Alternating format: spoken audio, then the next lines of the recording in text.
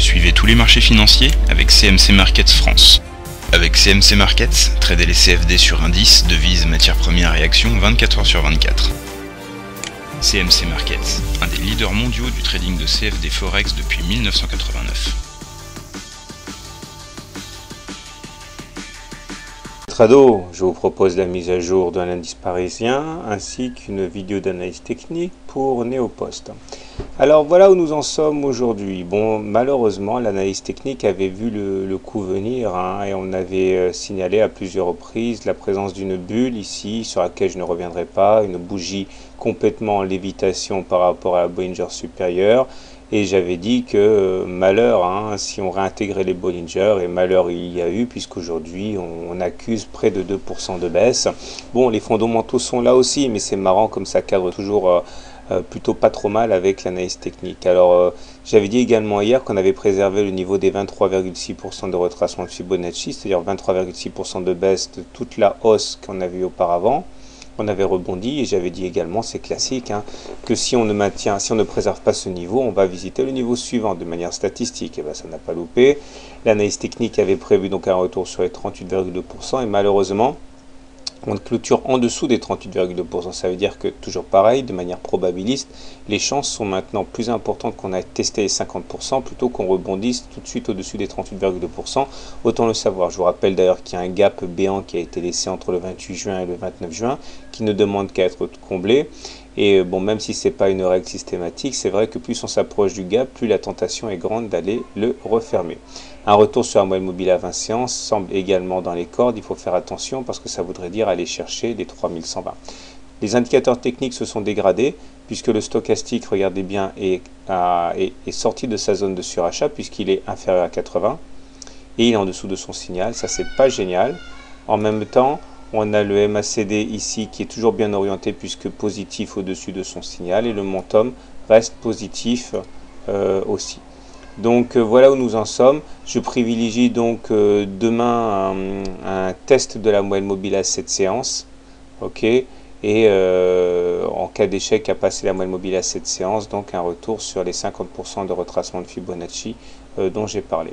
Voilà, je vous souhaite une bonne soirée, de bons trades et tout de suite à suivre l'analyse de Néopost. Donc voici l'analyse de Néopost qui est beaucoup mieux orientée que le CAC puisque comme vous pouvez le voir, nous sommes toujours au-dessus de la moyenne mobile à 7 séances ici et on semble complètement imperturbable sur la valeur. De manière globale, on voit que nous sommes également maintenus à l'intérieur d'un canal noir très étroit qui indique une forte impulsion haussière en cours et tant qu'on ne clôture pas en dessous de ce canal noir, il n'y a pas de souci à se faire. Par contre, si on clôture en dessous de ce canal noir, il serait opportun d'utiliser les Fibonacci pour voir jusqu'où on pourrait descendre. Le premier niveau de consolidation serait les 23,6% de retracement de Fibonacci, c'est-à-dire les 41 €. Mais bon, vous avez compris le système, si on casse les 23,6%, on pourrait aller chercher le niveau suivant à 38,2%, à savoir les 40,7 €. Ça nous permettrait également de faire un pullback, c'est-à-dire un retour sur ce qui a été cassé, à savoir la fameuse médiane de la fourchette d'Andrews qui accueillerait les cours sur des niveaux similaires, vers les 41-42 €. Et puis bien sûr, le gros danger, c'est le fait que nous n'avons toujours pas fait de pullback sur la moyenne mobile à 20 séances, c'est-à-dire qu'on a cassé la moyenne mobile à 20 séances ici le 21 juin. Mais on n'a toujours pas venu faire notre contact sur la M20. Et ça arrivera à un moment ou à un autre, ça c'est sûr et certain. Et si la consolidation a lieu, eh bien il y a de fortes chances, encore une fois, que le terme de cette consolidation sera d'aller chercher la M20 vers les 40 €. Donc guettez attentivement la cassure de cette double résistance, c'est-à-dire la moyenne mobile 7 séances et le bas du canal noir, parce que ça risque de secouer par la suite.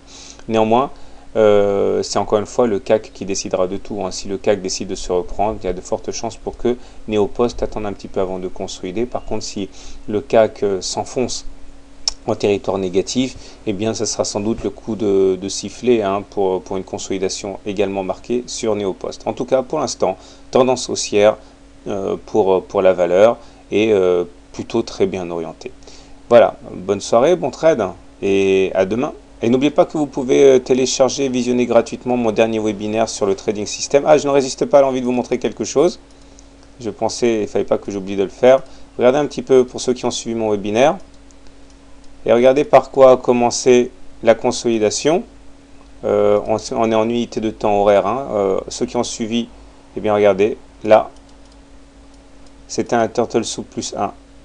Ok, en unité horaire. Donc si ça vous a donné l'eau à la bouche, regardez, hein, on pouvait choper tout le mouvement de baisse qu'on a eu. Voilà, j'espère vous avoir donné envie d'aller regarder mon webinaire pour ceux qui ne l'ont pas encore vu. Bonne soirée, bon trade, à demain. CMC Markets, un des leaders mondiaux du trading de CFD Forex depuis 1989.